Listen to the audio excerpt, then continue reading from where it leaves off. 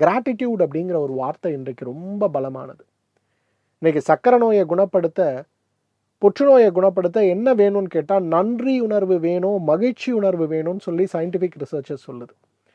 அப்போ தினசரி நாம் உண்ணக்கூடிய உணவை சாப்பிடுவதற்கு முன்பு இறைவனுக்கு நன்றி சொல்லி சாப்பிடணுமா வேண்டாமா?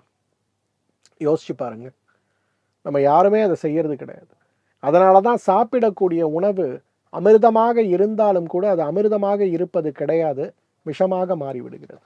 இது நம்ம கவனத்தோட ரொம்ப பார்க்கணும் இல்லைங்களா?